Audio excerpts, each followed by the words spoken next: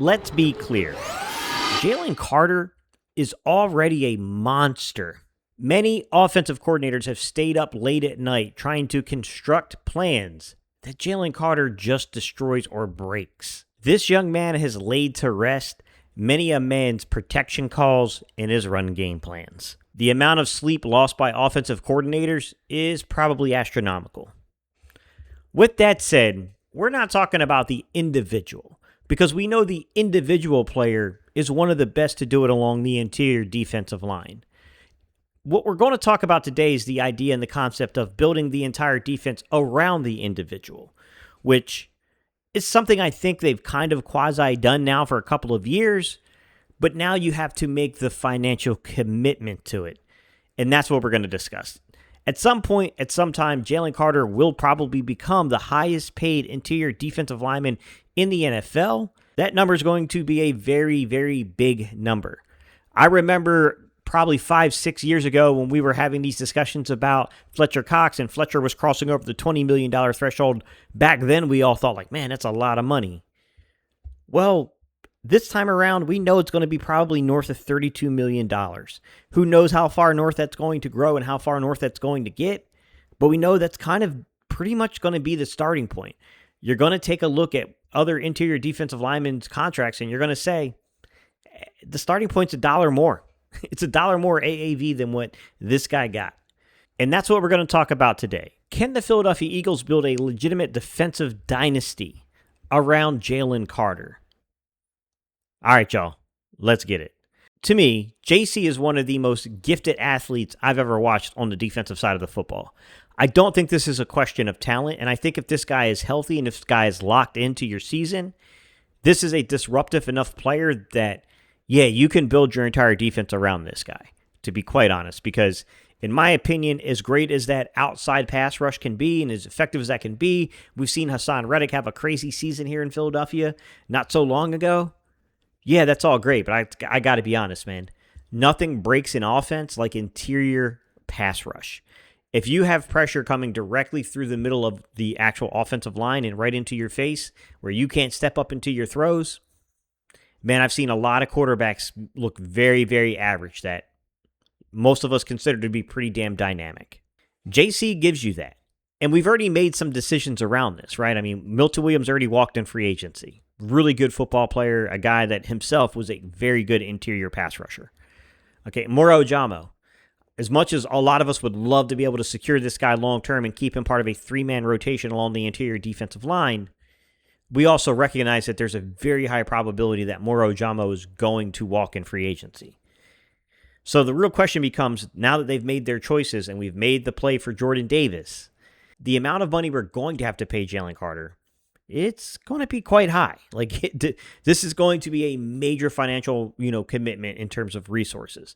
And we're not done. We still have other guys that we're going to have to pay. We're going to have to pay Q. We're going to have to pay Coop. Those two guys are probably going to command some pretty hefty contracts themselves. And that's the thing. In order for this defense to not just be good, but to be a dynasty level, Jalen Carter's got to be that guy. Jalen Carter's got to be a guy that's in the conversation for defensive MVP season in and season out, because you're going to have to keep basically bringing in these young guys that you're drafting and really getting the draft right to kind of make it financially work with a guy like Jalen Carter. And to be honest, the Eagles have done a great job so far of doing that.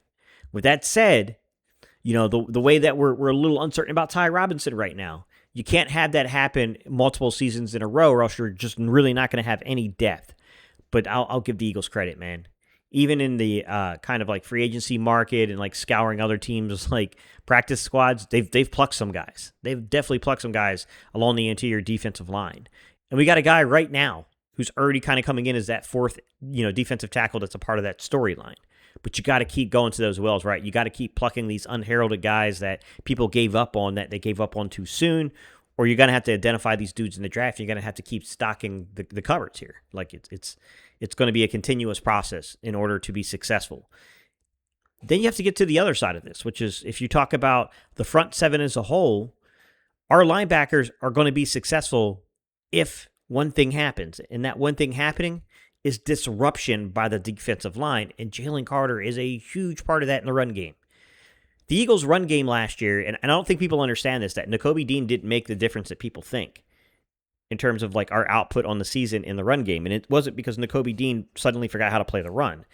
That's why I think people are a little wrong about Jahad Campbell. I think Jahad Campbell has some things to learn because he was a rookie.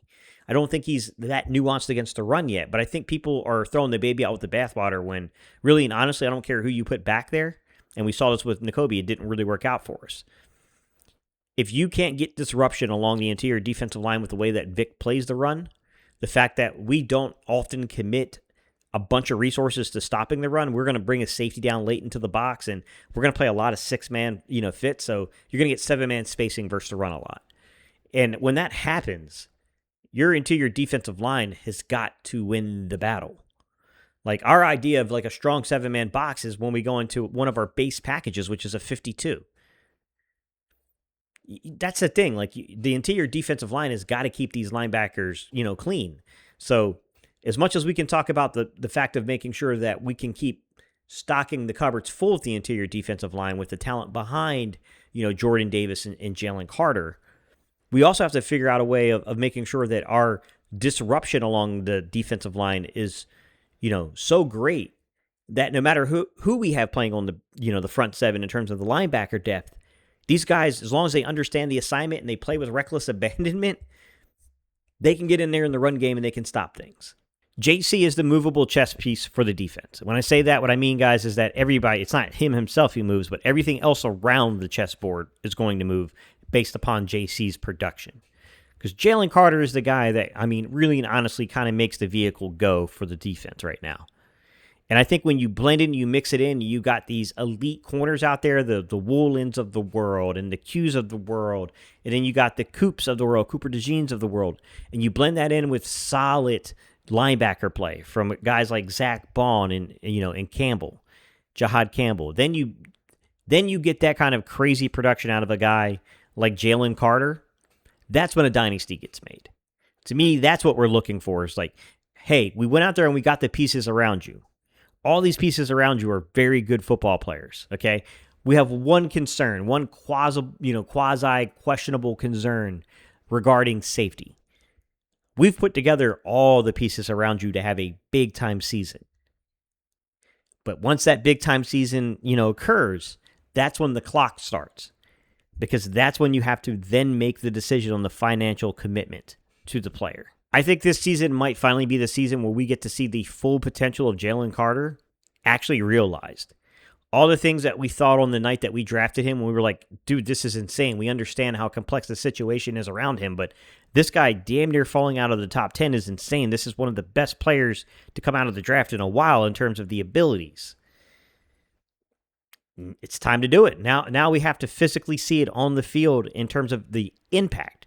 We know this guy can definitely set up others, but I'm curious of what the numbers are going to look like for this guy. I'm curious how it's all going to stack up at the end of the season when we look back on it from a production standpoint. But the Eagles have tried to set JC up for a lot of success because, yes, you could double towards JC. You could double towards Carter if you want to, but now you got a guy in Jonathan Grenard who can make you pay for that. You got a guy in Moro Ojamo if you're giving him one-on-one opportunities as an interior pass rusher. I got to tell you, man, if you got a weak spot along the left, side of your offensive line, this guy's going to abuse you. He's that damn good. And Jordan Davis's rise in utilization and his ability to be now a factor inside of the pass rush, it's just a welcome addition, right? We've got this thing that's starting to formulate. We've seen it in 2024. Reach crazy levels. Like what he did in the playoffs, in the Rams game in particular. A lot of people have talked about it. But just to reference it one more time, guys, it's one of the most dominant performances I've watched from an Eagles defender. The guy was absolutely destroying their game plan. He absolutely disrupted Sean McVay's game plan. We need that guy to show up. That is going to be the Jalen Carter we need to show up.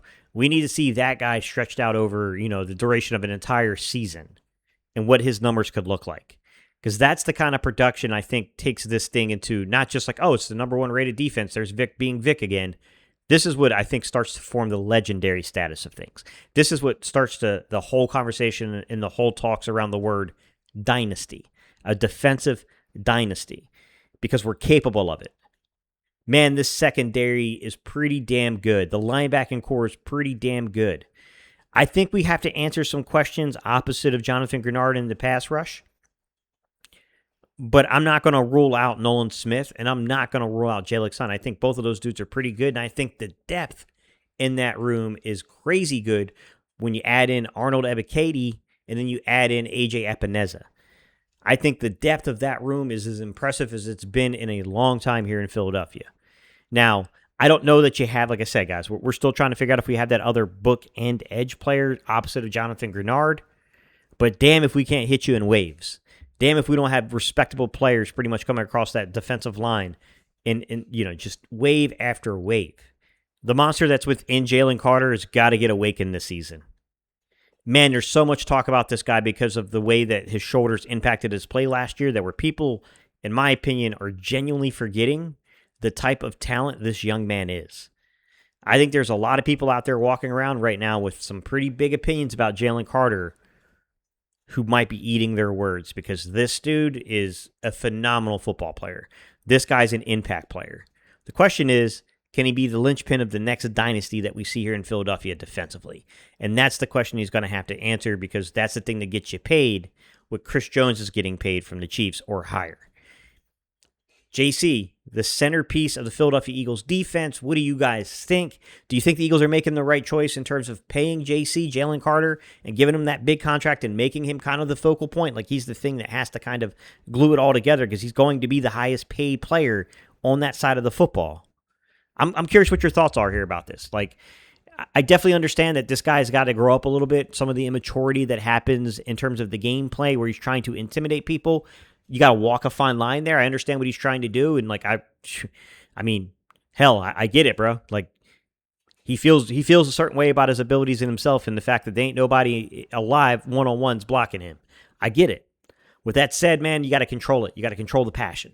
That passion's got to be under control and it's got to be productive. So, no more spitting on Dak, man.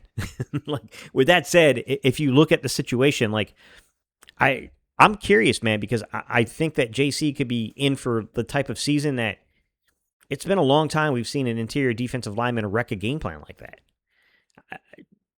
Look, man, Fletch had those stretches, bro, where Fletch was worth every dime we paid him, and I know people got pissed off at Fletch from time to time, but, I mean, Fletch showed you what he could be.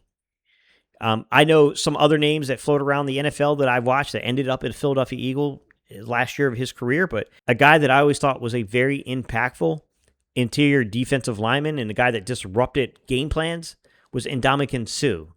Speaking of the Rams and, the defenses that they put together in the past, we all remember what Aaron Donald could do to offenses and what he did to offensive coordinators. How many of those dudes lost sleep because of how impactful Aaron Donald was as a football player and the fact that you had to set your entire protections around keeping that guy away from your quarterback. JC's up, man. JC's got to be that kind of player. We need that kind of crazy production out of him. He's got to be that disruptive. He has got to absolutely create havoc for these offensive coordinators. All these guys they think are so smart and they love their play design. Yeah, he's got to be the wild card. The wild card basically meaning, guys, he's got to be the player that goes out there and no matter what your best laid plans are, it won't matter. He's going to put them shits to rest because he's going to blow the play up and you're going to be facing down a 2nd and 14, 2nd and 15 because Jalen Carter got into the backfield. We need that guy, man. We need that JC to appear today. He's the player that could definitely make the biggest difference for the Philadelphia Eagles. Because I think the lack of JC's ability to disrupt offensive lines last year was one of the big things we were missing. All right, y'all, let me know your thoughts, guys, down below. Tell me what you think about JC. If you think the signing is a smart signing to make, let me know what you think his production's going to look like. What do you think his stat lines are going to look like? All right, y'all, I appreciate y'all's time and attention. If you guys want more videos, I'll throw you up a video right here that deals with a player evaluation or scheme. And then over here, guys, I'll hit you with a similar video. If you guys have missed some of my uploads and you're like, I didn't know you made that video. Check them out over here, guys. All right, y'all. I appreciate y'all's time and attention, guys. Thank you so much for liking, commenting, subscribing on these videos. You guys are helping this channel grow, man, and it is greatly appreciated. And with that said, guys, peace. I'm out of here.